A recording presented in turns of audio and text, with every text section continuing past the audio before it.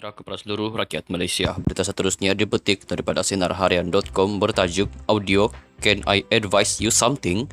Bukan suara saya, kata Rosmah. Berita penuh, Datin Sri Rosmah Mansur menafikan rakaman audio Can I Advise You Something adalah suaranya selain menyatakannya sebagai sesuatu yang merepek. Ketika prosiding bela diri kes rasuah membabitkan projek hybrid solar di hadapan Hakim Muhammad Zaini Mazlan, isteri bekas Perdana Menteri berkata, tiada siasatan saintifik dilakukan terhadap audio tersebut. Selain itu, Rosmah turut mempersoalkan tindakan Timbalan Pendakwa Raya TPR ad hoc Datuk Seri Gopal Sriram berhubung kenyataan saksi mengenai audio berkenaan. Sriram berkata, adakah saksi beritahu bahawa mereka mengenal pasti itu adalah suara Datin Sri Rosmah Mansur dan suami? Rosmah berkata, dan anda percaya perkara itu? Sri Ram berkata lagi, Datin Sri, tidak boleh soal saya. Jangan bertengkar dengan saya.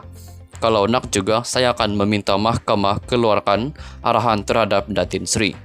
Rosmah berkata, saya bukan nak bertengkar, saya nak jawab, tapi janganlah jerit-jerit. Saya tak biasa orang jerit-jerit pada saya. Hakim Muhammad Zaini kemudiannya meminta Rosmah supaya menjawab ya atau tidak berhubung soalan yang diaju oleh pihak pendakwaan.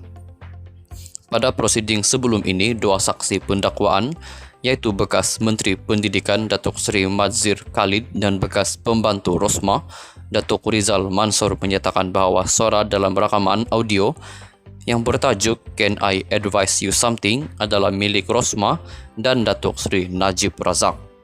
Dalam pada itu, prosiding sekali lagi bertukar tegang apabila pihak pendakwaan dan pembelaan bertikam lidah berhubung kenyataan yang diberi Rosmah kepada Suruhanjaya Pencegahan Rasuah Malaysia SPRM pada 3 Oktober 2018 yang lalu. Ia selepas Peguam Datuk Akberdin Abdul Kader yang mewakili Rosmah membantah soalan Sri Ram yang menyentuh kes pengubahan wang haram AMLA. Sri Ram berkata, Datin Sri kenal dengan pengarah urusan Jepak Holding Sendirian Berhad, Saidi Abang Samsudin SP17 dan rakan niaganya Ryan Radzwil Abdullah SP16. Rosmah berkata, saya memang tak kenal sebab dia bukan kawan atau kenalan saya.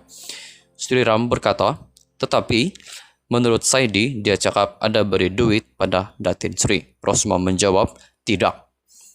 Sri Ram bertanya kepada Rosmah, jadi Datin Sri mesti kenal dia. Rosmah berkata, kenapa pula nak kenal? Akberdin berkata, Yang Arif, maaf saya bukan mahu mencela. Saya tak faham apa yang pihak pendakwaan cuba sampaikan. Dia nak rujuk kes AMLA. Hakim Muhammad Zaini berkata, itu adalah kesimpulan yang saya akan buat di akhir perbicaraan kelak. Akberdin berkata, tapi kita kena tahu apa yang beliau cuba rujuk dalam kenyataan kes AMLA, kerana kemudiannya beralih ke isu wang sedangkan ia tidak dinyatakan di sini. Adakah pendakwaan cuba nak cabar kredibilitinya? Sri Ram berkata, Yang Arif, saya dah nyatakan pada Datin Sri dan saya beri peluang kepadanya untuk beri penjelasan, saya tak cabar.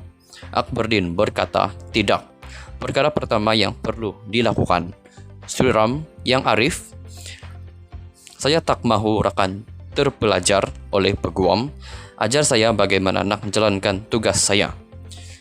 Akberdin berkata, tidak, saya tidak mengajarnya, tolonglah, kita kena ikut undang-undang. Prosiding kemudian diteruskan semula selepas Hakim Muhammad Zaini menangguhkan sementara prosiding selama beberapa menit. Rosmah yang berumur 70 tahun dibicarakan atas satu pertuduhan meminta RM187.5 juta dolar. Maafkan saya, RM187.5 juta ringgit dan dua pertuduhan menerima rasuah berjumlah RM6.5 juta ringgit daripada pengarah urusan Jepak Holdings, Sendirian Berhad Saidi Abang Samsudin menerusi bekas pembantunya Datuk Rizal Mansor bagi projek membekalkan tenaga solar bernilai RM1.25 bilion ringgit kepada 369 sekolah luar bandar di Sarawak. Rosmari tuduh melakukan perbuatan itu di 3 tempat berasingan, yaitu di Ligon Cafe, Sunway Putra Mall, Jalan Putra, kediamannya di Jalan Langgap Duta, Taman Duta, di kediaman Seri Perdana Persiaran Seri Perdana Prezin 10, Putrajaya antara Januari 2016 dan 7 September 2017. Sekian berita untuk hari ini, kita jumpa lagi di video yang seterusnya. Untuk makluman kepada semua pendengar berita, dipetik daripada sinarharian.com yang bertarik 23 Desember 2021. Sekian saja, bye-bye.